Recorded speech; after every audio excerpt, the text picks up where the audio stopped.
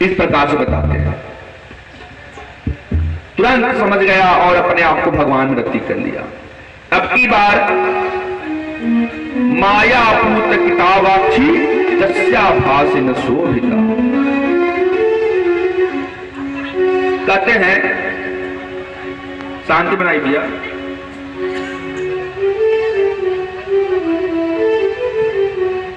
क्रोधातेग्नि विशालात्मं मन्यं प्रामितस्वरं क्षीरं प्राजकिरं रूप शुद्धं विश्व प्रजयति। एक बार की बात सुनिए। एक बार इंद्र जी अपनी सभा से उत्थित होकर के जा रहे थे। तभी रास्ते में, शांति बनाई भैया, उनको दुर्वासा जी मिले। दुर्वासा जी ने अपनी भगवान के दर्शन करके आ रहे थे और भगवान की दिव्य माला इंद्र को दे दिए। इंद्र सोचा, रे राम राम, ये ब्राह्मण गंगा जी नहाने वाला, न उत्तल लगाने वाला, न क्रीम लगाने वाला, अपनी माला निकाल कर हमें पहना रहा है। इस ब्राह्मण का माला हम नहीं पहनेंगे। सो माला निकाल करके अपने हाथी को पहना दिया है। हाथी क्रोध में आया, माला को उठा करके झुमा करके फेंक दिया। सो दुर्वासा ऋषि के आगे माला के गिर गया। दुर्वासा जी क्रोध में आ गया, अरे राम राम, भगवान का स्पर्श करावा मैं माला पहना था और मेरे माला कितना अपमान किया भगवान के माला का, प्रसाद का। सो श्रीहीन होने का श्राप दे दिया। तब क्या था महाराज, कश्यप जी की 13 पत्नियां हैं, दीति, अदिति, दनु, काष्ठा, सुरसा, इल्या, इमराती, कद्दू, विनीता इत्यादि।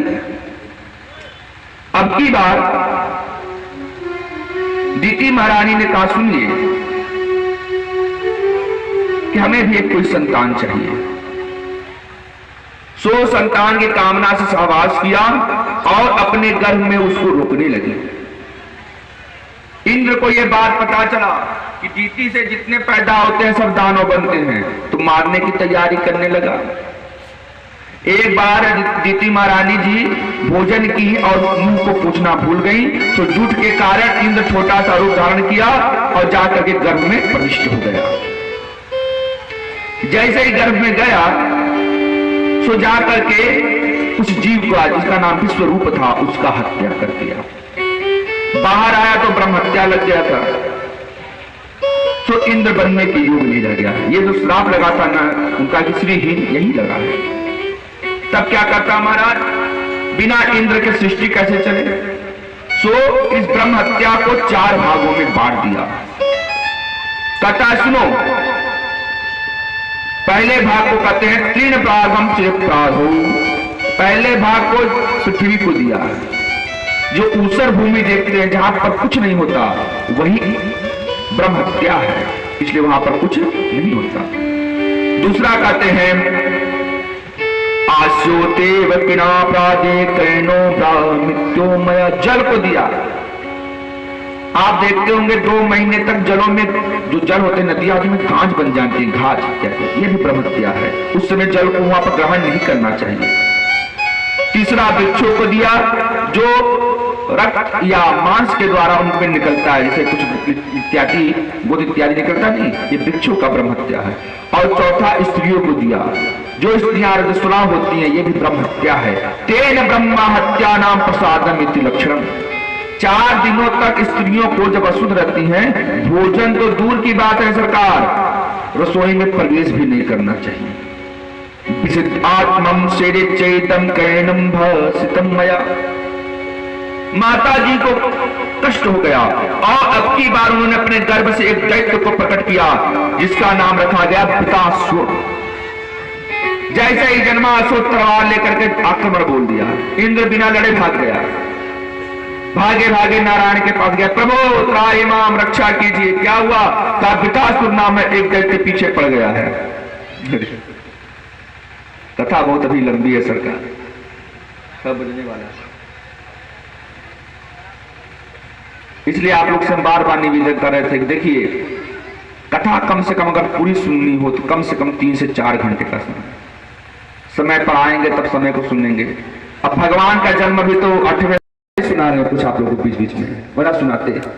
सो तलवार लेकर भागा गया लड़ने के लिए, इंद्र बड़ा लड़े भाग गया, भगवान के पास आया। भगवान ने कहा सुनो, दधीची मुनि के पास जाओ और उन्हीं के हड्डियों से एक शस्त्र तैयार होगा जिसका नाम ब्रज होगा, ब्रज उससे ही वो मरेगा। सो दधीची मुनि के पास भागे भागे गए, खाद्य विमानों के द्वारा गैया को चटा चढ़ा कर उनका दाह संस्कार करा दिया और उनकी हड्डियों से एक ब्रज को तैयार किया। अब इंद्र ब्रज लेकर के वहां पर युद्ध करने पहुंचा। वृतासुर आ युद्ध कर। वृतासुर ने कहा अरे भागने वाला के पास शक्ति कहां से आ गई? तो समझ गया इसकी पार्टी लगता कुछ है। जैसे ही ब्रज को देखा वृतासुर कुल समझ गया, अरे राम राम, इसमें तो साक्षात भगवान समाये हैं। दिव्य स्तुति करता है। देखिए स्तुति क्या करता है, दुष्टा करालम करलम चम हुत्वा दासं पराबहु हेत्वा कारणं विनं चैनं क्रोधात् अग्निविसंदवः। हे प्रभु, मैं आपका उसी प्रकार से प्रतीक्षा कर रहा था जिस प्रकार से एक स्त्री, एक पत्नी अपने पति का प्रतीक्षा करती है।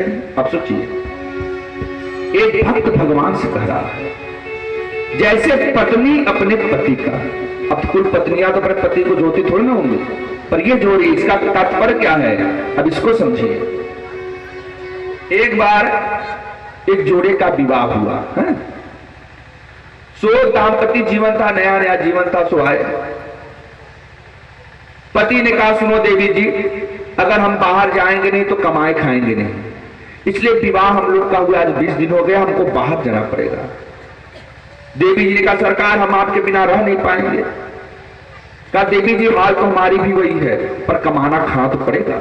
कहा कब आएंगे आप? कहा 30 दिनों में चले आएंगे। देवी जी ने कहा सरकार हमें पढ़ना लिखना नहीं आता, हम कैसे जानेंगे 30 दिन? तो दीवार पर 30 पाही खींच दिया। कहा रोज सुबह उठना, एक पाही मिटाते जाना, एक चिन्ह को, जिस दिन अंतिम वाला मिटार होगी उसी दिन हम आ जाएंगे।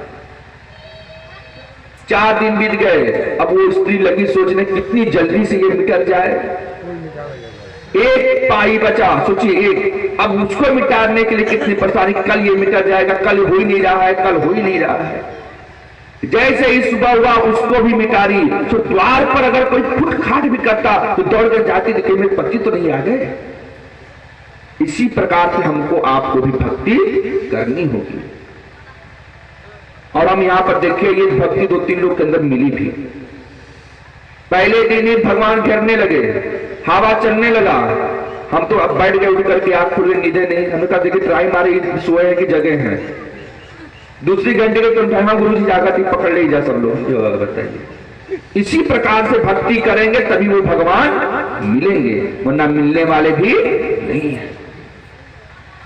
और दिन भर खरा बढ़िया से जाकर फेरी लगाए, शाम को कथा सुने, चकाचक बुनिया मिला, गाजर का हलवा मिला, खा के जाके सो गए, तब सबे आनंद है। कुछ न कुछ अपना सुमिरन करना चाहिए। दिव्य स्तुति किया, भगवान ने थोड़ा भी देर नहीं हुआ और तुरंत इंद्रकुल ने अपने प्रजा को छोड़ा, उसका मृत्यु हुआ और एक दिव्य पुंज निकला, भगवान के चरणों में समाहित हो गया। ये है कौन? कथा सुनो।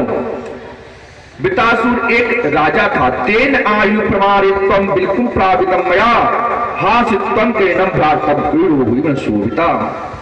एक चित्रकेतु नामक राजा था ये वृतासुर, अगले जन्म में चित्रकेतु नामक राजा था। और ये राक्षस बना कैसे? अब सुनो महाराज,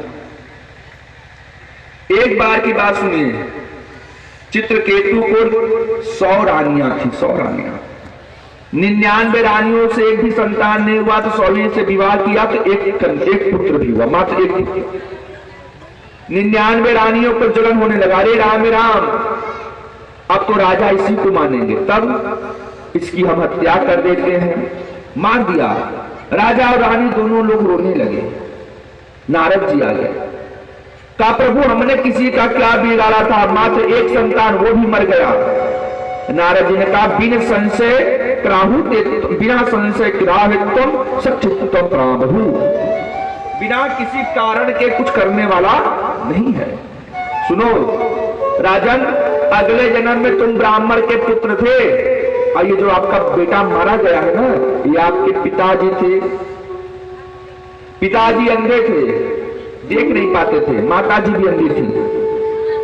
पिताजी माताजी आपको बहुत प्रेम किया करते थे, और परंतु आप एक वेश्या के चक्कर में पड़ करके इनको छोड़ के चले गए। आपके माताजी ने तो आपको कुछ नहीं बोला, पर पिताजी क्रोध में आ गए। ए बेटा, जिस प्रकार से हमको छोड़ के जा रहा है उसी प्रकार से अगले जन्म में मैं तुझे छोड़ के जाऊंगा।